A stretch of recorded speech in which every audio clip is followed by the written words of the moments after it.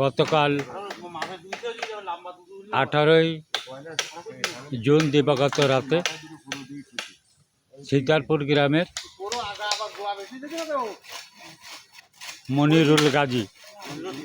মনিরুদ্দিন গাজীর পুত্র মশিউর রহমান গাজী দীর্ঘদিন তিনি অসুস্থ ছিলেন, গ্যাংগারি রোগে আক্রান্ত।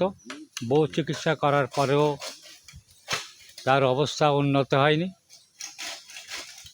18 তারিখ দিবাগত রাতে উনি যন্ত্রণা সহ্য করতে না পেরে নিজের বাড়ি আড়ার সাথে ফাঁস লাগিয়ে আত্মহত্যা করেছেন।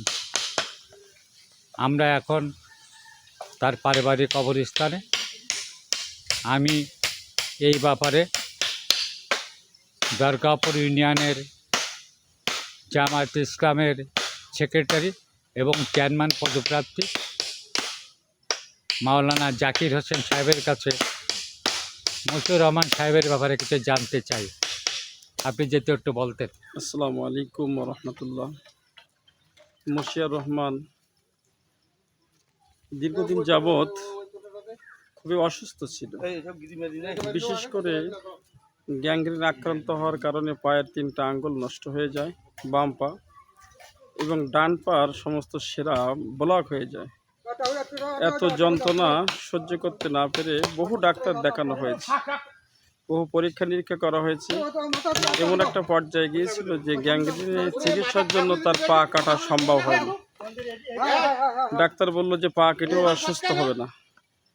আর গ্যাংগ্রিন এমন একটা রোগ যে 24 ঘন্টার ভিতরে সব সময় যন্ত্রণা করে। যন্ত্রণা সহ্য করতে না পেরে গতকাল রাতে আনুমানিক 11টার দিকে সে গলায় ফাঁস দিয়ে ইন্তেকাল করে। বিশেষ করে তার 2টা সন্তান আছে।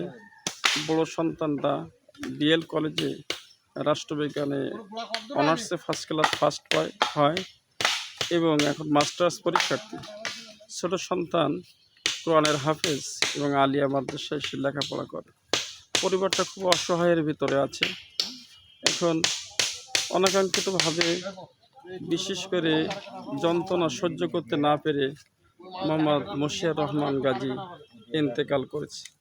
আমরা তার রুহের মাগফিরাত কামনা করি এবং তার পরিবারের শোক শত পরিবারকে সমবেদনা জ্ঞাপন করি। আমরা এই ব্যাপারে চেয়ারম্যান পদপ্রার্থী মাওলানা জাকির হোসেনের কাছে মশিউর রহমানের মৃত্যুর ব্যাপারে বিস্তারিত জানলাম। দরগাপুর প্রতিদিন ইউটিউব চ্যানেল ও পেজ একটি প্রচার মাধ্যম। আপনারা আমাদের সাথেই থাকুন। ধন্যবাদ।